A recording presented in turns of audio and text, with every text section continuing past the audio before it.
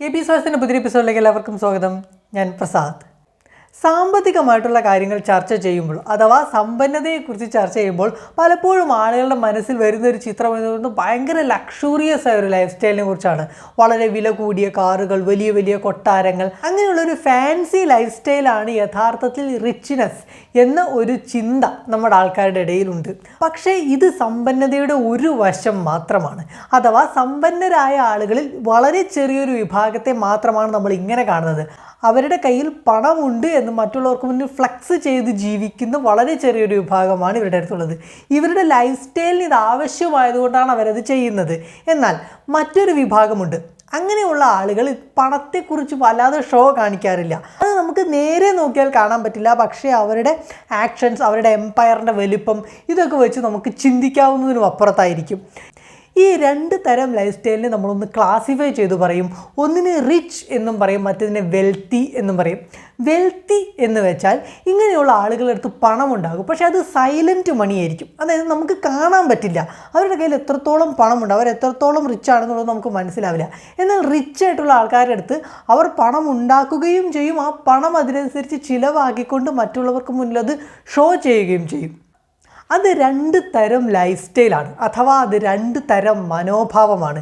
ഈ രണ്ട് മനോഭാവമുള്ള ആളുകളും നമുക്കിടയിലുണ്ട്.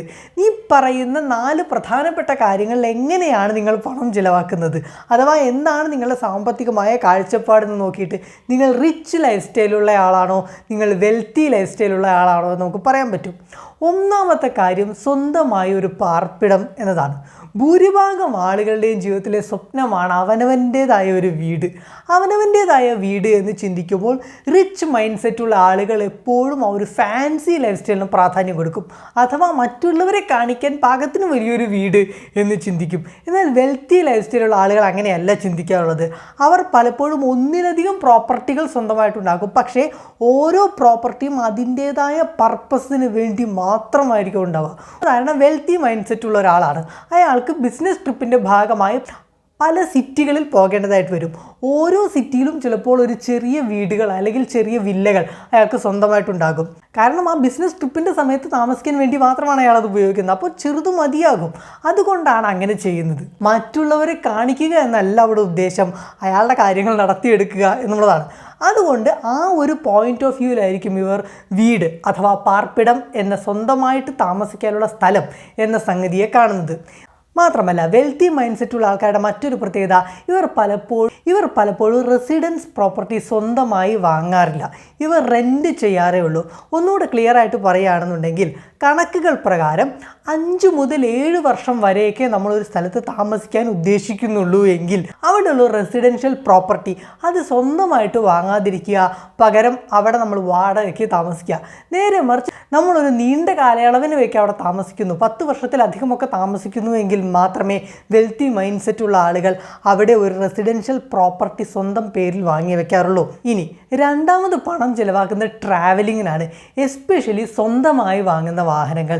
ഇവിടെയും റിച്ച് മൈൻഡ് സെറ്റുള്ള ആളുകൾ മറ്റുള്ളവർക്കാണ് പ്രാധാന്യം കൊടുക്കുക. അത് മറ്റുള്ളവരെ കാണിക്കാൻ വേണ്ടി ഒരു സ്റ്റാറ്റസ് സിമ്പൽ എന്ന നിലയ്ക്ക് കാറ് വാങ്ങുക, സ്റ്റാറ്റസ് സിമ്പൽ എന്ന നിലയ്ക്ക് ബൈക്ക് വാങ്ങുക എന്ന രീതിയിലായിരിക്കും ഇവർ ചിന്തിക്കുക. അതായത് അവർക്ക് ഉപയോഗിക്കുക എന്നതിനേക്കാൾ മറ്റുള്ളവരെ കാണിക്കുക എന്നായിരിക്കും റിച്ച് ലൈഫ് സ്റ്റൈലുള്ള ആളുകൾ പൊതുവേ ഒരു പ്രാധാന്യം കൊടുക്കുന്നത്. വെൽത്തി മൈൻഡ് സെറ്റുള്ള ആളുകൾ ഇങ്ങനെ ചെയ്യാറില്ല.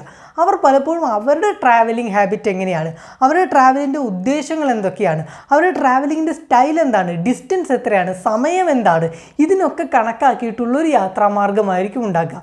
അങ്ങനെ ഇവിടെയും പർപ്പസിൽ ഫോക്കസ് ചെയ്തിട്ടാണ് വെൽത്തി മൈൻഡ് സെറ്റുള്ള ആളുകൾ ചിലവാക്കാറുള്ളത്.